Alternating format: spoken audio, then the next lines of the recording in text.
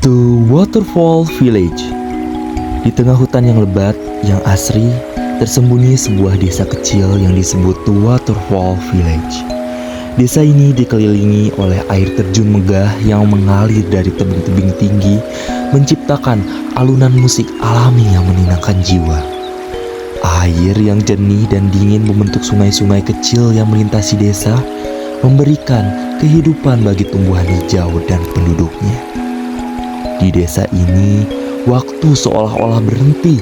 Kabut tipis yang selalu menyelimuti pagi hari membawa aroma tanah basah dan bunga liar. Penduduknya hidup sederhana namun penuh kebahagiaan. Menggantungkan hidup pada hasil alam dan tradisi leluhur, mereka percaya bahwa air terjun di sekitar mereka adalah hadiah daripada dewa yang menjaga keseimbangan alam. Setiap tahun, penduduk desa mengadakan sebuah festival yang disebut Festival Hujan Abadi. Pada festival ini, mereka berkumpul di sekitaran air terjun terbesar, menyalakan lentera, dan menari di bawah gemuruh air terjun yang deras.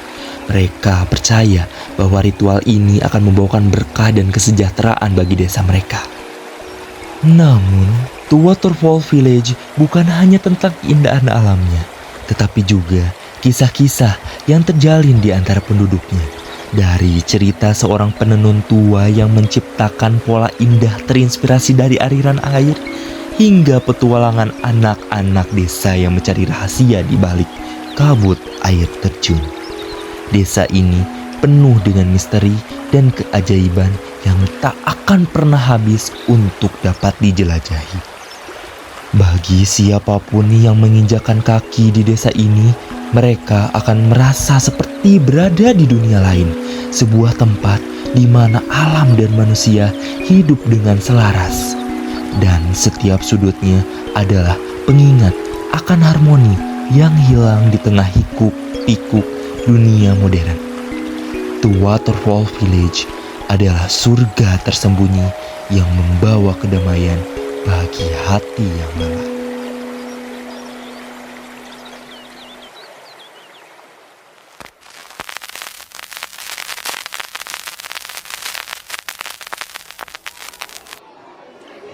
Jadi SMA ini lagi ngadain kegiatan P5. Apa sih P5 itu? P5 adalah proyek penguatan profil pelajar Pancasila. Nah, dalam P5 ini ada beberapa konsep atau ada beberapa materi yang dipaparkan, dan kebetulan kelas kami mendapatkan konsep atau materi dengan rekayasa teknologi. Apa sih rekayasa teknologi itu? Nah, rekayasa teknologi itu merupakan proses penerapan prinsip-prinsip ilmiah, teknik, dan kreativitas untuk merancang, mengembangkan, dan menerapkan solusi teknologi yang bertujuan untuk memenuhi kebutuhan atau memecahkan masalah. Di sini saya akan menjelaskan mengenai alat yang digunakan untuk penerapan rekayasa dan teknologi ini. Seperti apa sih alatnya? Alatnya itu terbuat dari sebuah Arduino yang dirancang menggunakan pemrograman untuk menyambungkan alat dengan sensor kelembaban air dan untuk menyambungkan pada sensor yang dapat menaikkan air atau untuk menyiram tanaman tersebut. Semua itu untuk melatih kreativitas kita untuk merancang, melatih, untuk mengembangkan penerapan prinsip-prinsip ilmiah dan juga dalam teknik seperti teknik informatika, teknik elektro, dan teknik-teknik yang lainnya. Bagaimana sih alat ini cara bekerjanya? Nah, yang pertama caranya itu sensor kelembaban tanah mendeteksi apakah tanah itu kering atau basah. Kedua, jika kadar kelembaban tanahnya kering, maka si pompa airnya itu akan otomatis menyala. Nah, sampai airnya naik, lalu pada akhirnya sistem akan berhenti menyiram saat kadar kelembaban tanah mencukupi. Nah, jadi dengan alat ini merawat tanaman menjadi lebih optimal karena alat otomatis ini penting karena dapat menciptakan sistem perawatan tanaman yang lebih praktis, hemat, dan pastinya ramah lingkungan.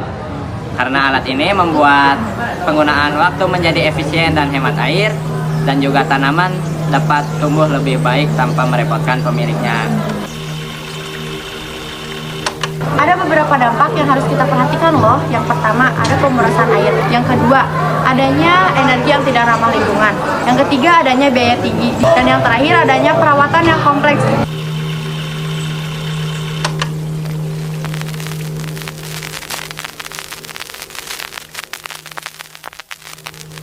Penyiraman tanaman otomatis adalah sistem yang dirancang untuk menyiram tanaman secara otomatis tanpa memerlukan campur tangan manusia secara langsung.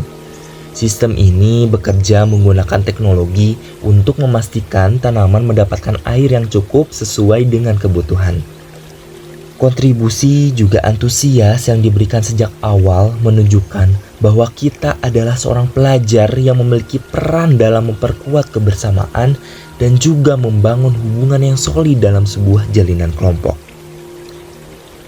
Jerih payah kalian, waktu yang kalian berikan, saya ucapkan terima kasih banyak sehingga terciptanya sebuah karya hebat ini yang diberi nama The Waterfall Village.